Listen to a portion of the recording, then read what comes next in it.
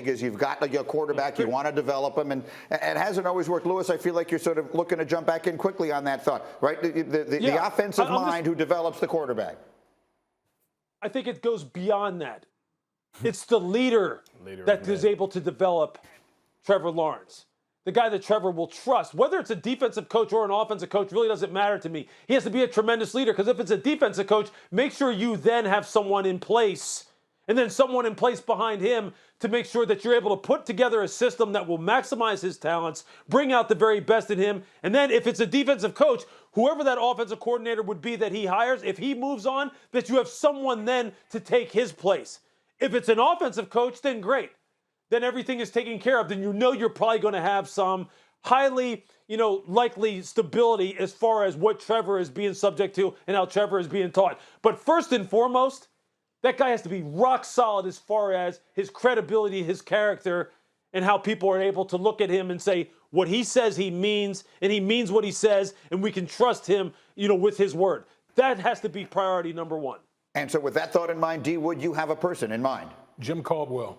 Jim Caldwell, to me, when Lewis talks about credibility, when Lewis talks about a guy that walks in a building that can have the trust of the players, to me, that speaks to Jim Caldwell, because what we've seen from Urban Meyer, we need the opposite of that. Jim Caldwell's a guy that coached in Indianapolis with Peyton Manning, had some success there. Then he went on to Detroit.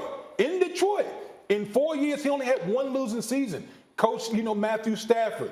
He has an offensive background, former quarterbacks coach, so he has that direct link to a guy like Trevor Lawrence, but ultimately he brings credibility to an organization that needs it the most right now. And every former player, every player who ever played for him that I've talked to loves him. Absolutely loves him. And in this particular case, that might actually be very important. What do you think? Yeah, that's a good. I like that, D. Wood. I can rock with you on that one. I can see that. But also, you think about retreads and somebody that has credibility. You go with maybe a guy like Todd Bowles when you think about a guy that's going to get a second opportunity. But the most romantic story there is out there is Byron Leftwich. Byron Leftwich is a great offensive mind, a former quarterback, but also understands how things go in Jacksonville, being a former Jacksonville Jaguar himself, understanding the proud tradition as it being a expansion team, somebody with new blood, new perspective, somebody that's leading one of the best offenses in the game. And you have to be somebody that has a tremendous football acumen to gain the respect of somebody like Tom Brady.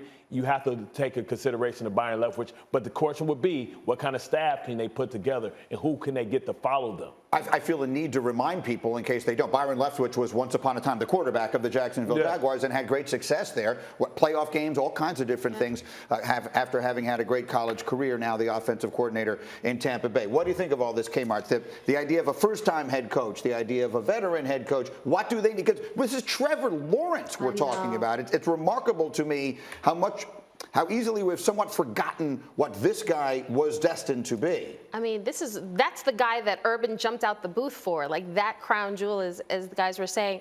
I like the veteran presence. I like that leadership, proven NFL credentials. The fear is, though, that NFL teams will stray from that because they've seen that. They've seen Jim Caldwell. That's not sexy enough. And I feel like NFL teams get themselves in trouble because they want new, let's think outside the box. Like even Matt Rule talking about hiring Joe Brady. Oh, I was trying to go outside the box of what I really wanted. Well, now we fired that guy and he's not happy. I think you have to go with someone who is proven. I can work with QBs. I can either develop somebody.